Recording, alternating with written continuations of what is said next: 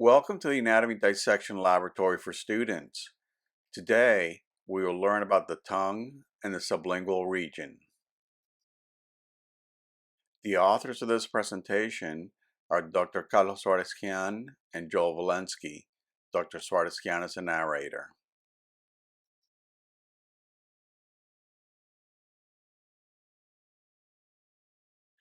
The tongue is an amazingly agile structure that supports much of the apparatus of taste and is critical for swallowing and cleaning the mouth. Let's start the dissection of the tongue and the sublingual region.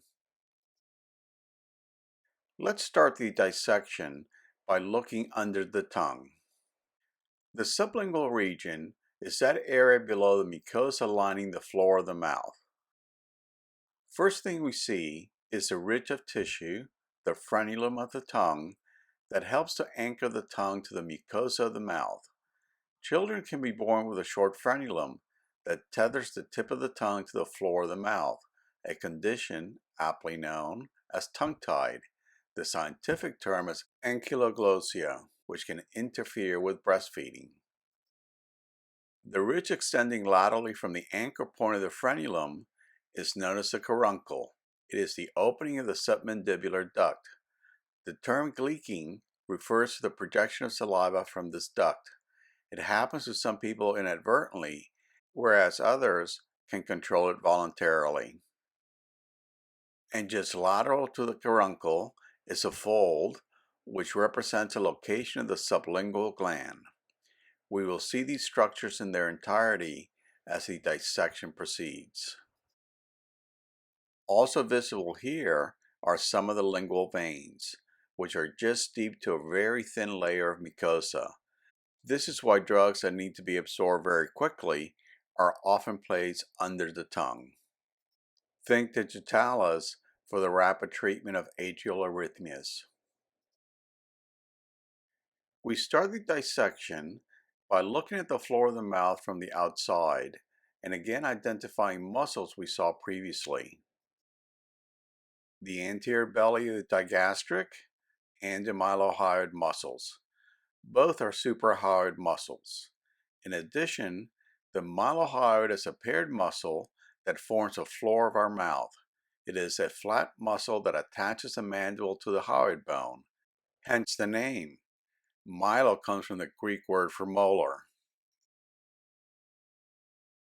Looking at the mylohyoid from the side, we see that it extends to the ramus of the mandible, although its attachment to the inside of the mandible cannot be detected in the dissection.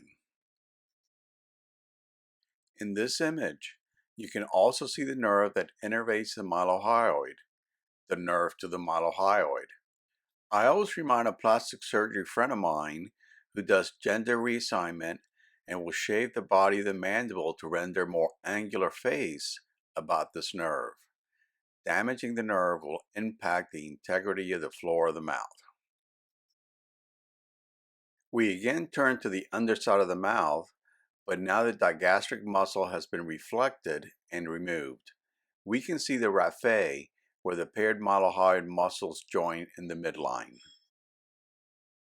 And now note the superficial part of the submandibular gland that gives rise to the submandibular duct that opens at the sublingual caruncle.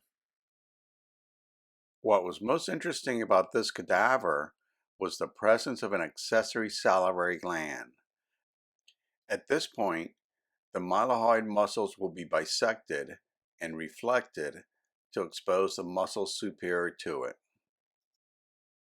We can still see the submandibular and accessory glands, and now note that the mylohyoid muscles have been reflected laterally to expose the bilateral geniohyoid muscles. At this point, we cut the geniohyoid from the mandible and reflect it inferiorly.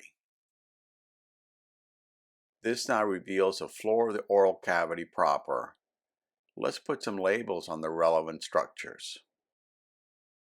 We again identify the structures we demonstrated earlier. For example, the reflected mylohyoid, the salivary glands, the intact and reflected geniohyoid muscles. Reflection of the geniohyoid, however, exposed the genioglossus, the major muscle of the tongue, the one we use to extend our tongues out of our mouths. It also exposes another muscle, the hyoglossus, which helps to depress and retract the tongue.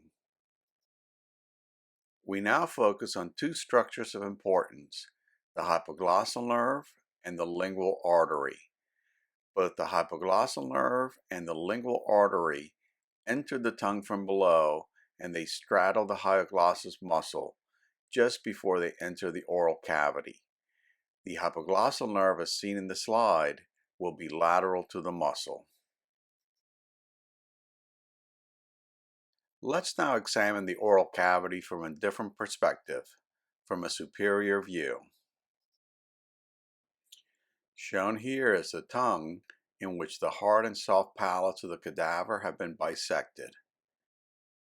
Remember when we discussed the innervation of the tongue as the anterior 2/3 versus the posterior 1/3?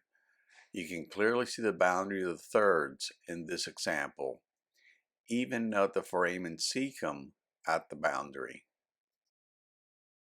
At the boundary between the two regions, there is also a terminal sulcus, and viate papillae are located in the posterior 1/3 of the tongue.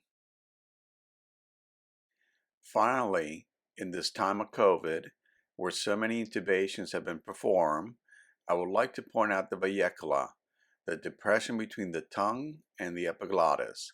The vallecula is where the anesthesiologist places his intubation blade to gently raise the epiglottis out of the way so they can drive the intubation tube into the vestibule of the larynx and ultimately into the larynx itself. Next, we bisect the tongue to examine the large genioglossus muscle shown in the next slide.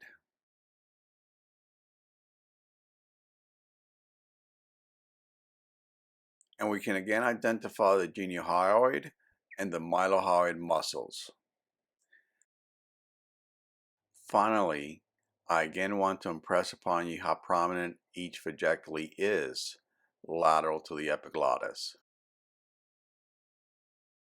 Next, we turn to the lateral side of the tongue and carefully remove the mucosa from between the root of the tongue and the mandible, then reflect the tongue medially. We see here that the hard palate, soft palate, uvula, and the tongue are labeled. Now we can make out the lingual nerve traveling to the anterior 2/3 of the tongue and entering from below. We can also distinguish the submandibular duct terminating at the sublingual caruncle from the lingual nerve, and lateral to the duct is the sublingual gland. Finally, if you truly understand the anatomy of this region, you can make out the mylohyoid muscle and the styloglossus muscle. Let's repeat the same exercise now on a bisected cadaver, as shown here, to see a different perspective. First, we reflect the tongue medially so that we can enter the floor of the mouth. We can now see the lower row of teeth, the bisected mandible, and the reflected tongue. But also, because the mucosa of the floor of the mouth was removed, we see the submandibular duct and the lingual nerve and artery entering the inferior surface of the tongue. Note that the duct, nerve, and artery were partially colorized to enhance their detection. If we now slice open the mucosa of the lower jaw, we can find the sublingual gland. After tugging on the submandibular duct and moving the lingual nerve out of the way, the deep part of the submandibular gland can be found. This is the portion that sits superiorly to the mylohyoid muscle. Finally, tugging on the submandibular duct and lingual nerve to get them out of the way, we can now expose the hypoglossal nerve entering the tongue from below. This now concludes this presentation on the tongue and the sublingual region.